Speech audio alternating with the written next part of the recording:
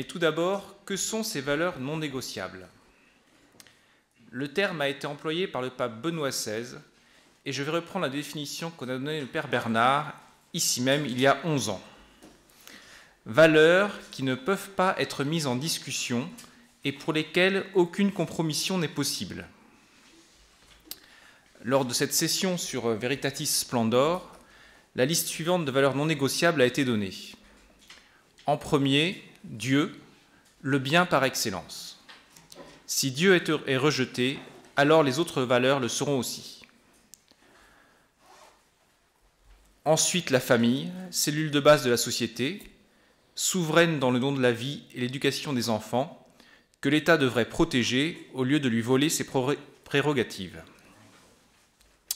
Ensuite, le droit à la vie, premier droit de l'homme, fondamental, mais pourtant bafoué largement par l'avortement et l'euthanasie. Il en découle la dignité de chaque personne humaine.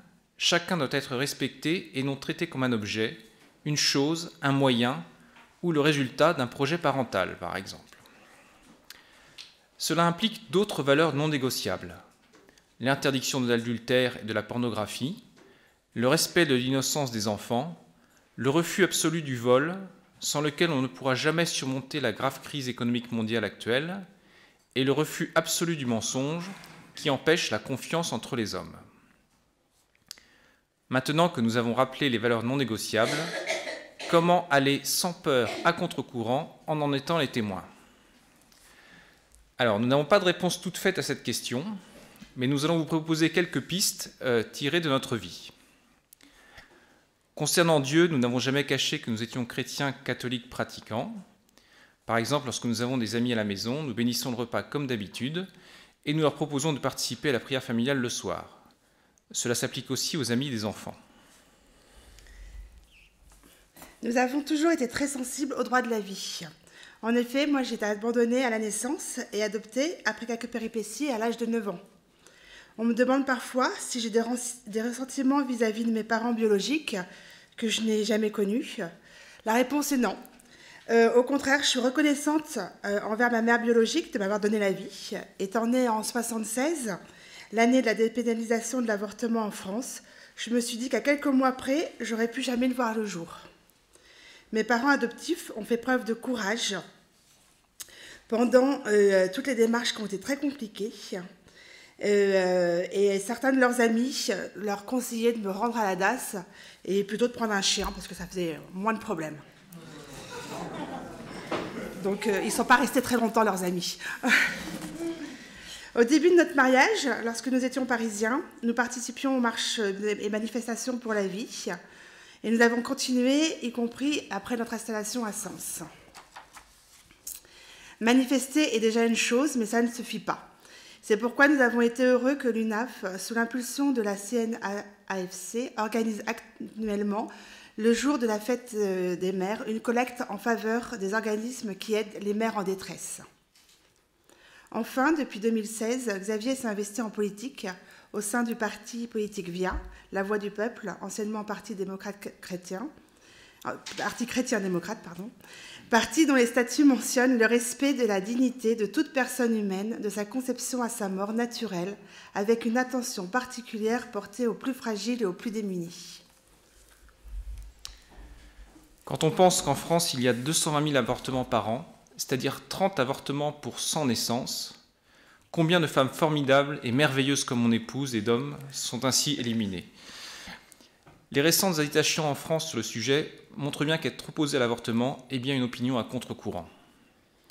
Pour témoigner à contre-courant, il faut donc être bien accroché, bien armé intellectuellement, avoir des racines et ne pas être isolé.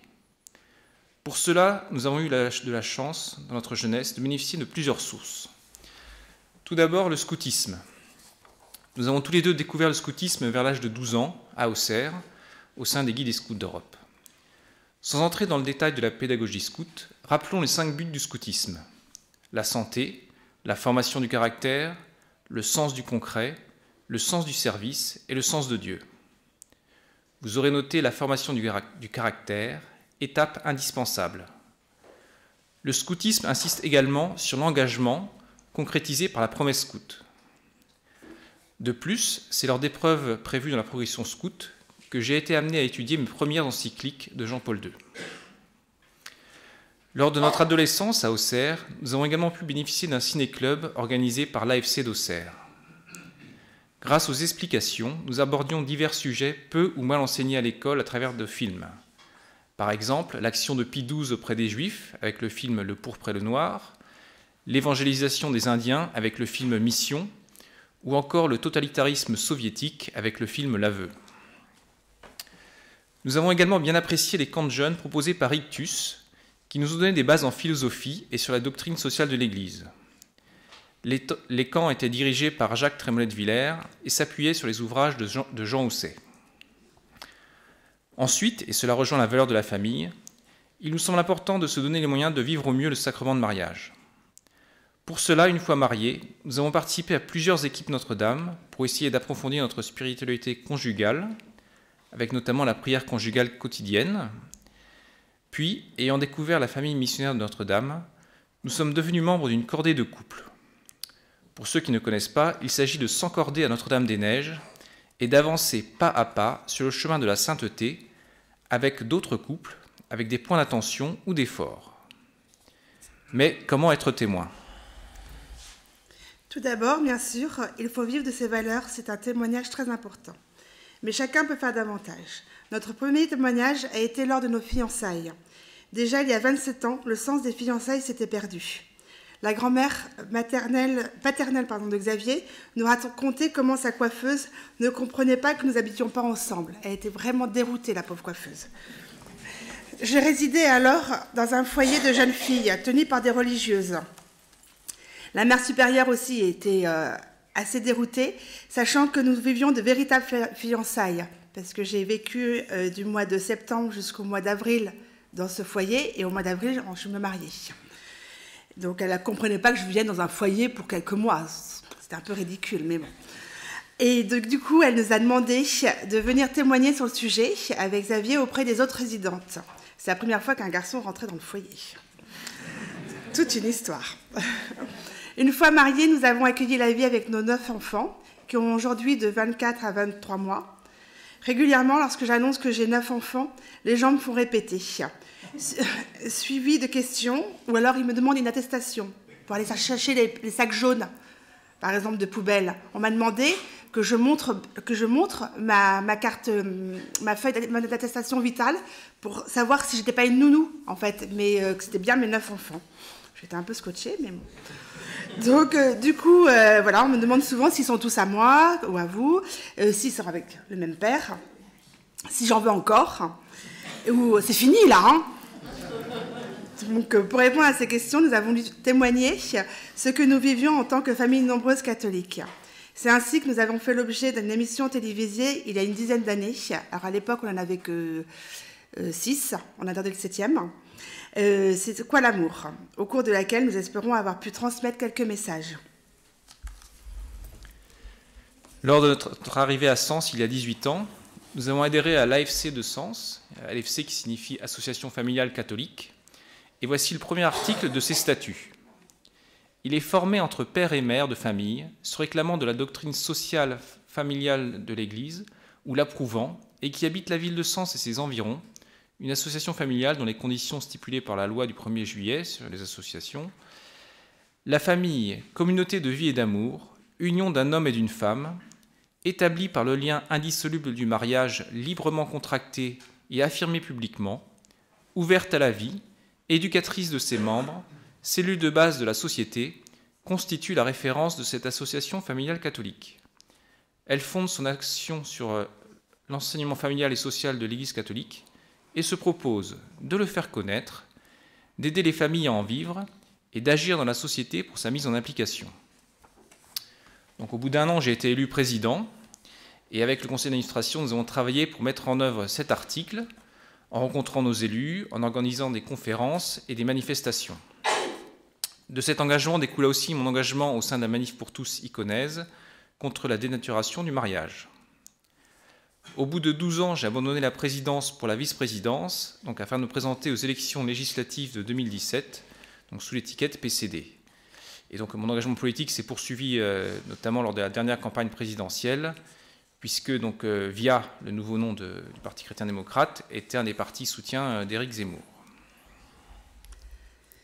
Tout à l'heure, nous avons parlé du scoutisme, qui nous avait beaucoup apporté.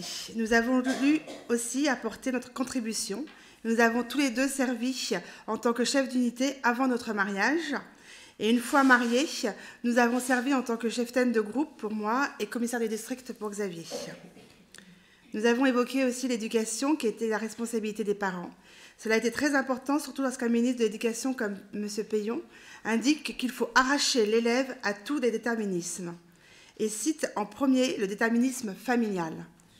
Xavier a été président de l'APEL, Association des parents d'élèves de l'enseignement libre, donc dans une école privée à Sens, du groupe scolaire Sénéné, il y a quelques années. Conformément à l'objet de l'APEL, qui n'est pas uniquement l'organisation de kermesse, il a poussé l'organisation de différentes conférences sur l'éducation, qui ont été plus ou moins bien accueillies, plutôt moins que bien plus.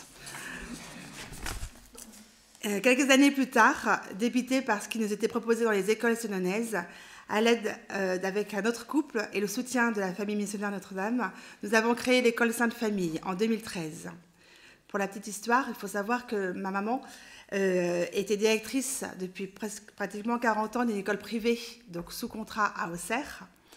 Et donc elle était en retraite quand on a créé cette école, mais elle faisait toujours partie de la tutelle de Cézanne.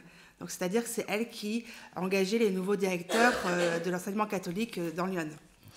Et donc ça fait un peu jaser puisque sa fille ouvre une école hors contrat. Donc ça a été un petit peu compliqué et en fait on a toujours eu le soutien de maman qui s'est bien rendu compte que c'était plus ce que c'était et qu'il fallait faire autre chose.